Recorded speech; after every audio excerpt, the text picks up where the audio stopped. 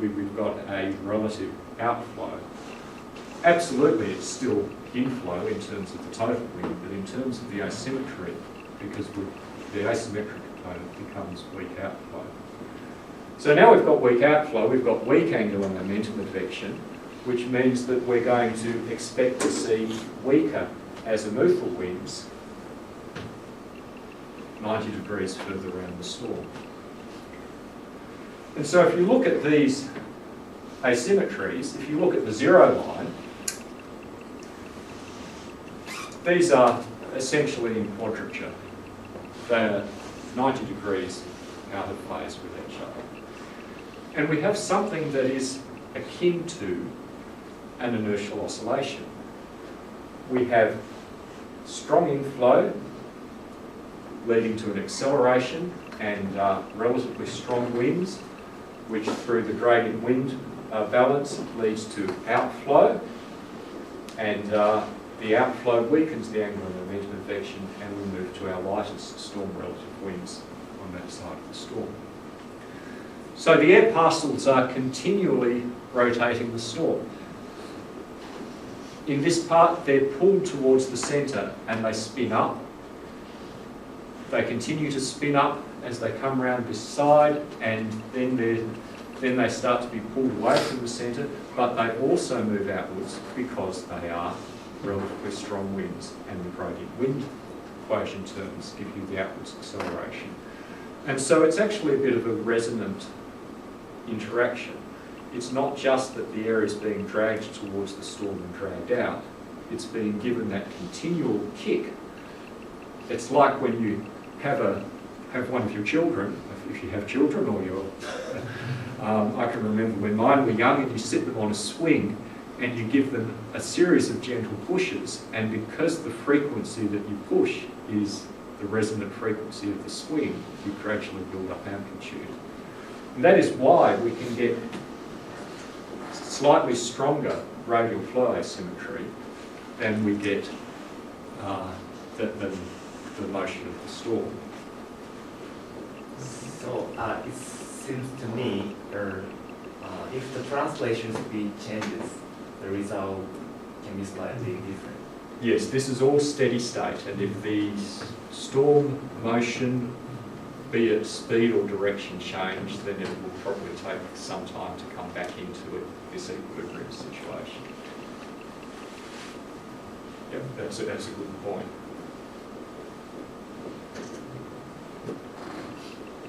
I have a question. Yep. The acceleration and the decrease in temperature wind may cause a difference in pressure in the azimuthal direction. It may cause a difference in pressure, and you know, I have held the pressure field constant here. Remember that this is all happening in quite a thin layer, and that the pressure field is largely set by conditions above the boundary layer, by the thermal conditions above the boundary layer. Now, so there could be small pressure perturbations associated with this, but they're probably only very small. Very small. So yeah, I remember you neglect the pressure gradient force in the azimuthal direction of the Yes, I've removed dynamical equation. So the change in the azimuthal wind is affect which terms the compensate the change in the azimuthal wind in your equation. Okay, so there's the equation. Yeah. Yeah, so this term is negligible, so the change in the azimuthal wind dVdt is compensated by the which term? Well, this is steady state, so dV dt is small. What you're seeing here really is the dV d lambda, and will become. This all becomes a little bit clearer when we look at the linearized model. So we might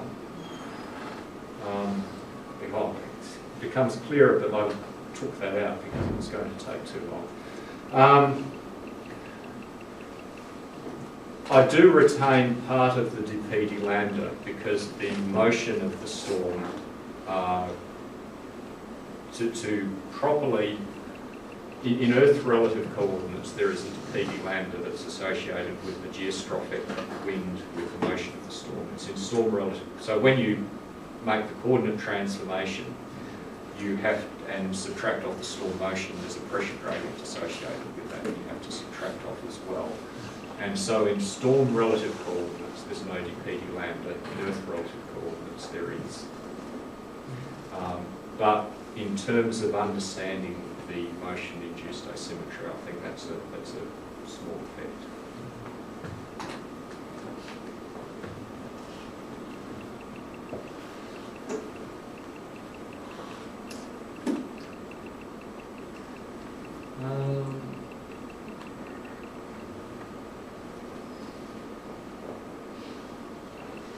Okay, the other interesting thing that came out of the model, which again was quite a surprise when I was doing this work, was I calculated some surface wind factors, and here's, again, this is the same case, moving to the left at 5 metres a second, and you can see the increase towards the centre of the storm which we saw before, but there's also quite an asymmetry between the right and left of the storm, and that amounts to about 0.1.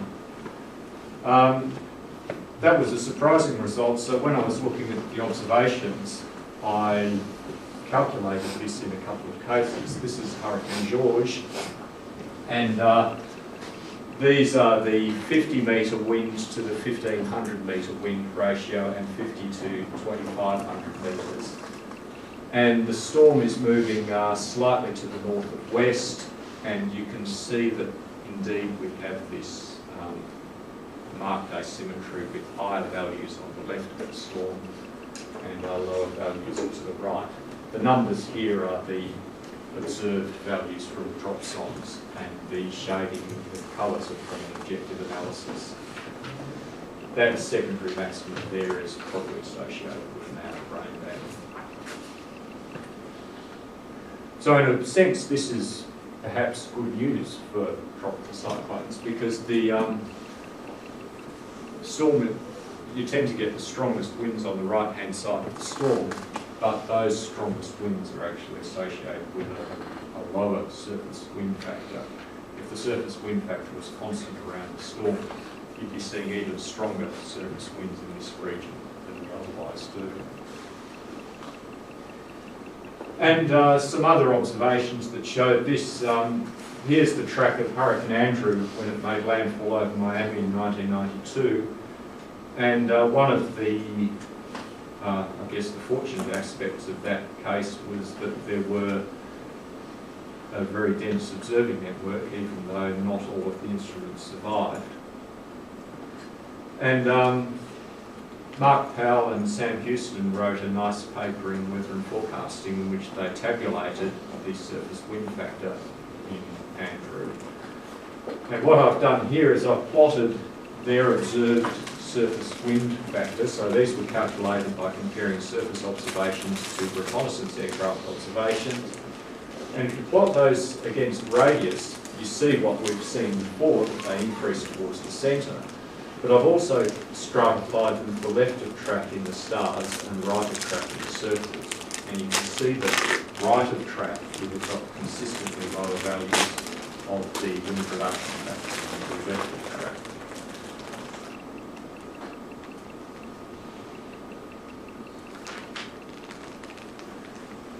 Okay, the next thing to look at in the observations is the question of the supergradient flow. And I think this is almost the last piece of the talk. So this was Hurricane Mitch again. So here's the airborne radar of Hurricane Mitch. This jagged bit down here is the radar's picking up some ground clutter from the Honduras coast, so you can see the coast is really quite close. Very strong eye wall. The storm is moving very slowly southwards. And I took the dropsonde data that was observed in the eyewall of Mitch at every 100 metres, and I've shown 4 representative levels here. So each circle corresponds to an individual dropsonde observation at that radius, from out to 100 kilometres within Mitch. And I fitted 2 different pressure profiles, one due to Greg Holland and the other one due to Hugh Willoughby. We'll just look at the Willoughby ones here today. The Holland ones don't fit as well. Having fitted the Willoughby profiles, you then have an analysis of pressure, so you can compute the gradient wind. And then I plotted the gradient wind, which are for Holland and Willoughby, the Willoughby ones are the more peaked profile. So just look at those. And I compare those to the observed azimuthal wind from the dropsonde. And what we find in Mitch is that at 100 metres it's mostly subgradient. At 500 metres near the eyewall, nearly all of the wind observations are stronger than the computed gradient wind. That's true all the way up to 1500 metres, and then by 3 kilometres it's returned to being nearly in gradient balance. I did do a statistical significance test on these, which I don't think I put the slide in. No, I didn't. The statistical significance test was that the imbalance up here was not significant, but that these imbalances here were significant at least the 95% level. I'm afraid I can't quite remember which level I used. So in the case of Mitch, we did have very marked supergradient flow, as expected by the theory.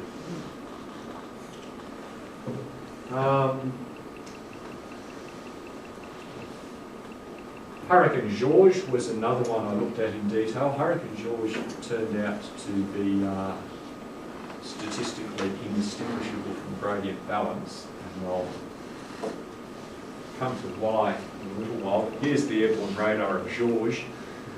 George was moving much faster than Mitch. Mitch was doing less than 2 metres a second. George was travelling in this direction at about 7 metres a second.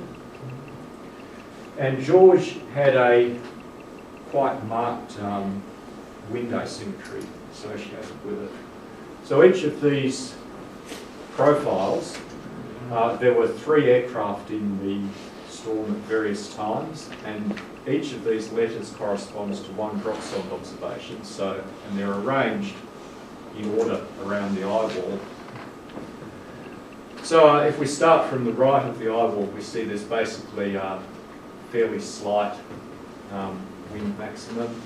Then as we move around, we start to see some evidence of a systematic wind maximum near the surface.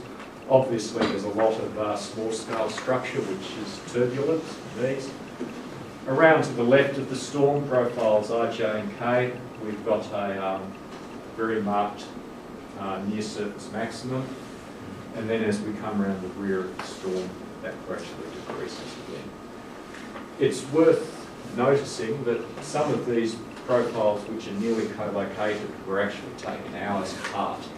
So from memory, profiles I and J, which are Quat and K, there was a couple of hours between each of those, and yet they're reasonably similar in structure. And I think some of these ones up here that were close together were also some hours apart. So I ran George in the model. Oops. Yes, I ran this case in the model, so I fitted a pressure profile to the flight level wind observation, observed pressure, and then simulated that in the model. And these red curves show you the simulated wind speed. And some of them are really good. This one's slightly offset, but has got the shape about right. But certainly the model is doing quite a nice job with some of them. It does less successfully perhaps on the left of the storm in general. But the sort of variation that's in the model it's not exactly what we're seeing in the observations, but it's broadly consistent in that we're getting a more marked low level wind maximum around on the left-hand side of the storm than we were on the right. Do you think what is the difference? There's probably a few differences. The pressure field's not perfectly symmetric to start with. Another difference is that the model has very high gradients in this region, and in fact the navigation so the placing the dropsondes in storm relative coordinates is probably in error by a few kilometres, and some of these cases where the shape is similar but there's an offset is probably that I assumed that the storm motion was linear, and it's probably not exactly linear, so that may explain some of the... Yeah. There's also convection, of course, going on in the eye wall, which will produce some changes. So what you're saying is that dropsonde is moving around? Yes, the dropsonde is... Like also. Yeah. So these dropsondes were mostly dropped from 600 millibars, and typically they travel about a sixth of the way around the storm in falling. And when I took the trajectories out of the model, I did make the dropsondes fall on a slant. They weren't quite vertically.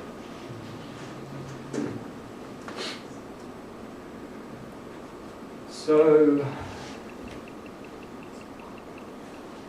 there we are, last slide. And that's good because we need a short break. So the model is showing many of the features that we've seen before, and it showed some new, the supergradient flow, the inflow layer becoming shallow towards the centre. We confirmed that the surface wind factor increases towards the centre, but we also found that it's stronger on the left of the storm. It predicts the surface wind asymmetry, and we discussed how that fits in with the idea of the inertial oscillation. What we haven't looked at yet, because last night I decided this part of the talk was too long and I moved back to the next bit, and I forgot to fix the conclusions, but we're going to look a bit at wind profile variation between the storm. And of course, there's not a perfect match with the observations, there never is, but there's actually reasonable agreement with the observations. So can we perhaps have 5 minutes? Yes. Now it's 11:10, so we have 5 minutes break. So let's start at 11:15.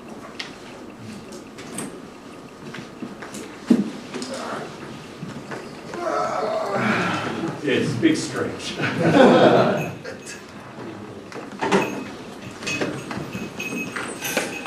れだけシンプルにしてもちゃんと出るんですね。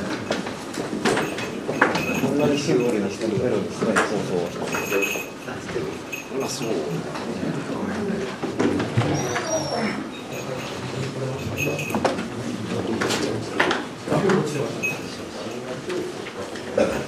天気も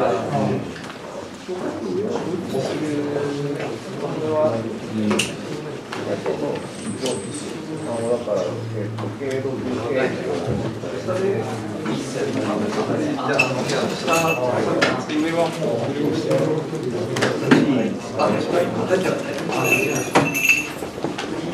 ゃないけど、グリーンに近いんですよ。だから、あれですけども、マスがこうなってるんですよ。マスを言ったね。いや、引っ張ってない。マスは大丈夫。あ、いいですよ。あれの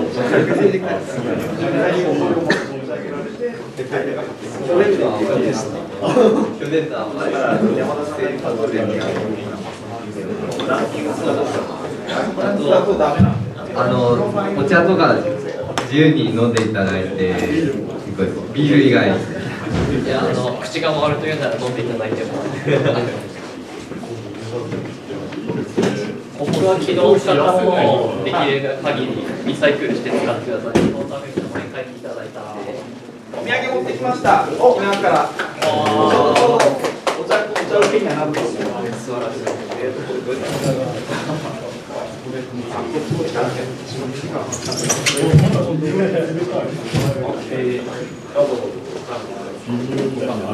部屋が寒いので。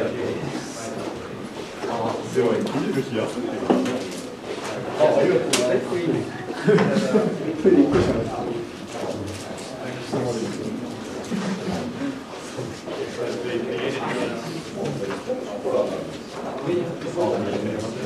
最近でした。アイドル食べてください。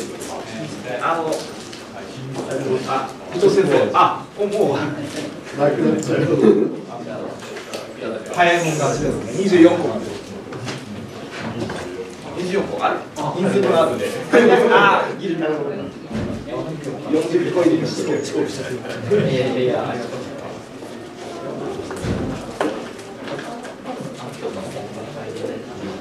なんか異常気象研究会やってたので、どれ美味しいですか？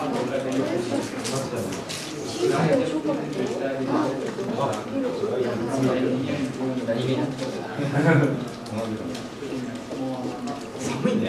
寒いですよね。沖縄から来るとじゃなくてもみんな寒い。別に冷房入れてるわけではないのにいいですね。エアコンの風がなんか途中から結構寒い。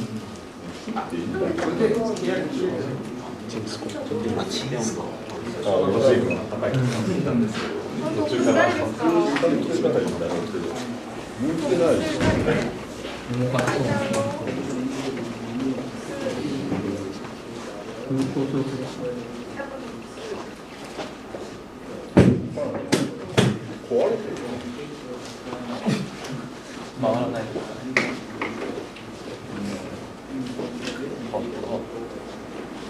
あんまりか。こ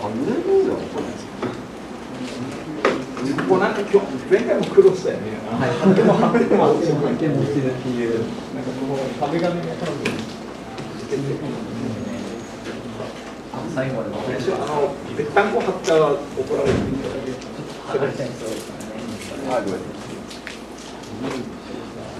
去年の記憶に生かされる。すいません。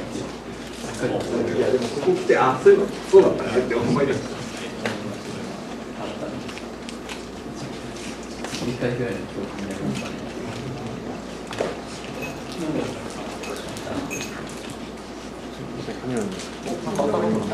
暖房暖房が一番だ。今度は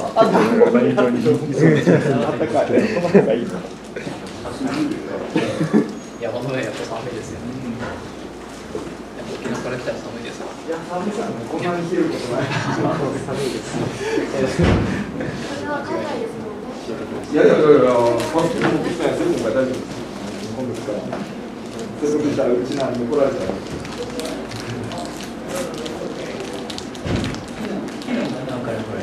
そうです。4時まで講義があったんで、そこから飛行機乗って。多分明日帰れないんじゃないかという。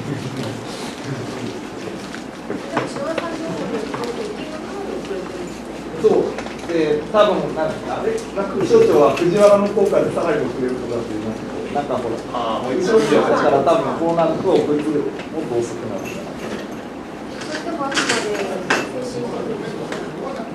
ただ今日明日のうちには転校するという予報が変わってない。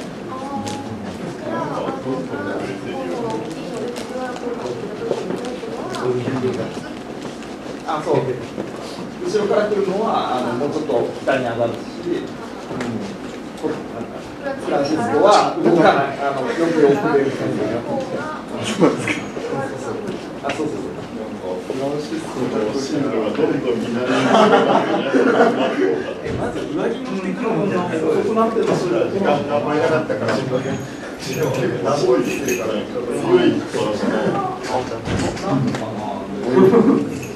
かなり強くしたかというと、ずっと10メーターぐらい沖縄、月曜日ぐらいからずっと進むの。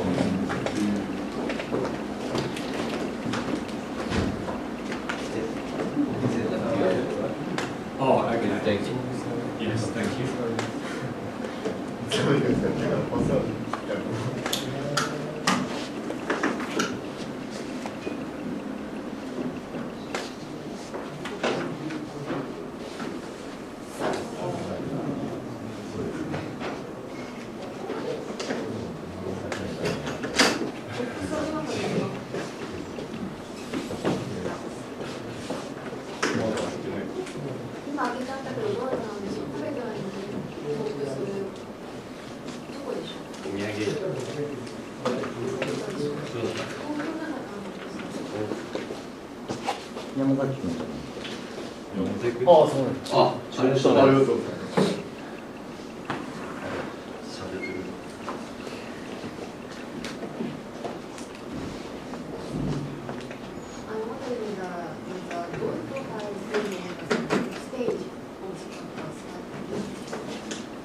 On the stage of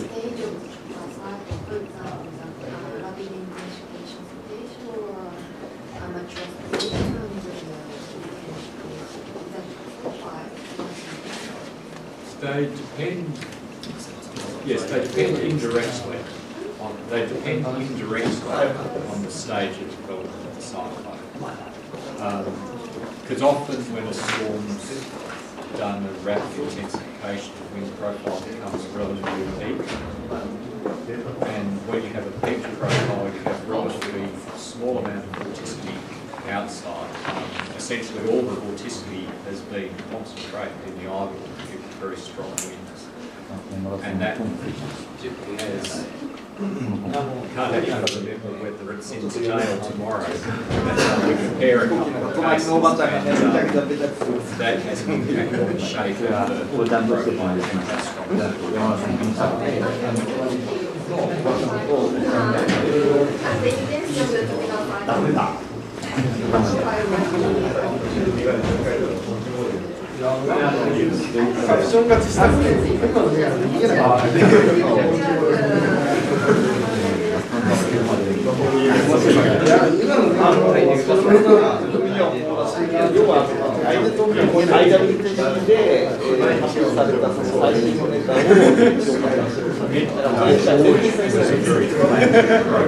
whereas Mitch was very peaked. And as a result, Mitch has quite a so when both about the same rate of construction angle,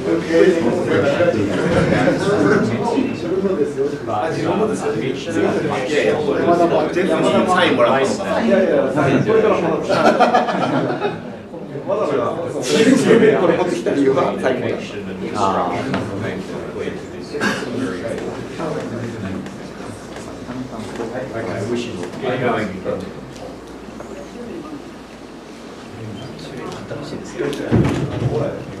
じゃあ、隣の方います。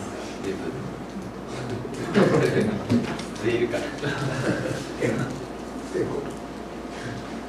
So, thank you.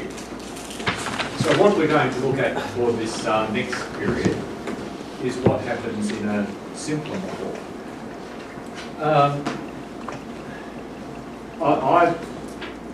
In my research, I very much like to have a hierarchy of models. So there's a lot of the history of meteorology people have looked at a whole range of models from the very simple to the very complex. For example, if you're thinking of mid-latitude dynamics, modern NWP is extremely realistic. It's very complex. Sometimes the results are fantastically accurate. And it can be almost impossible to understand why did this happen. A lot of people have had this problem. And so you move down to simpler models, and you might have, say, a filtered model to eliminate gravity waves, a one-layer model, perhaps even a one-layer non-divergent model. And then you go down to, say, quasi-geostrophic theory. And these are less accurate, but as you become less accurate, you get what you lose in accuracy, you gain in the ability to understand the equations because you've carefully simplified things and made them easy to understand. And at the bottom level, you get down to things like the gradient wind equation, which are extremely simple, but they still have some useful information in them. And a lot of the skill in science, the art of science, is actually making a good choice between balancing complexity against ability to interpret. So there's a whole bunch of things that we've talked about so far, which we've seen them in the observations, we've seen them in the complex model, and if you've looked at simulations with models like Wolf or the NHM, you've probably seen them in those as well. But we haven't really explained why. And to me, often the most interesting and important questions in science are the ones that start with why. So I've got a screen full of questions, of why questions, which we'll have a look at. Now, why does the depth vary with radius? Why does the wind factor vary with radius and azimuth? Why is the frictional updraft near the radius of maximum winds? We all know it is, but you actually have to think, it's still a good question. Because I rearranged things, we haven't actually seen why this question is here yet, but why is the boundary layer flow sensitive to the storm structure? We talked a bit in the last one about why the strongest winds are in the right forward quadrant, and a little bit about the net surface outflow towards the Kepert. So this talk is going to be trying to answer some why questions. And the tool we're going to use is a simpler model. So we're going to calculate a simpler model which has an analytical solution. And the model is trying to solve the same problem as the nonlinear model solved. But we're going to linearise about the base state vortex, which makes the mathematics so more tractable. The previous model, in principle, we could have the gradient wind varying with height, although in practice it doesn't vary much, but we will remove that. And the other key simplification we make is that we assume that the diffusivity is constant with height. And that changes the wind profile shapes a little bit, but it's still quite useful. It's still a useful model. So here are the equations of motion again. I've dropped the asymmetric term for the moment. The derivation we'll go through is just for a symmetric storm. If you want to see the asymmetric derivation, the algebra is about 10 times as much algebra, and you can go off and read my paper. So we'll take these equations, we'll drop the asymmetric terms, we'll make it steady state, and we'll write the flow, we'll linearise the flow about the gradient balance. And I'm sorry I've changed notation here. Capital V is now the gradient wind. I was using a substitute VGR before. So we'll substitute V is now the perturbation flow. U is already the perturbation. We'll assume that those are less than the base state vortex, and we'll linearise. And the equations simplify very dramatically. We have the U equation, simply reduces to this, and the V equation reduces to this. And we can substitute one of them into the other. Doesn't matter which way around we do it, the answer comes out much the same.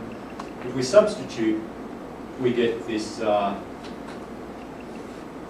factor here multiplied by U is k squared times the fourth derivative of U. And if you remember derivations of the Ekman spiral, this is probably all looking a little bit familiar. In fact, if we were doing this for the Ekman spiral, we wouldn't have to linearise and just simply remove these terms with V, and you simply get minus FV is k d2u dz squared, and FU is k d2v dz squared. So they're closely related to the Ekman spiral, and these terms here involved in the gradient wind have basically arisen because of the way we did the linearisation. So we do what we normally do with the Ekman spiral. We seek solutions of this form, and we find that the coefficient of z in the exponent has to be this complex argument. If we were doing the Ekman spiral, we would have an F in here, but instead we have I. I is the inertial stability and is the square root of these two terms here. And then we're then follow the Ekman spiral derivation very closely. We know that the boundary layer flow has to be bounded as height goes to infinity. So the positive real part P must, we discard those two solutions, and we're left with two solutions with a negative real part. And just as with the classic Ekman spiral, we use the surface boundary condition to determine the linear combination of those two solutions. This is where it gets a little bit different to all the textbooks, because in the textbooks we'd assume a no-slip surface boundary condition. Now, that's firstly not a very good approximation, and secondly, if we had a no-slip boundary condition, that would be that the total flow was zero at the surface, which means the perturbation flow at the surface was equal to minus the gradient wind. And for linearization, we've assumed that the perturbations are small. So instead of doing the standard boundary condition, we'll apply a semi-slip boundary condition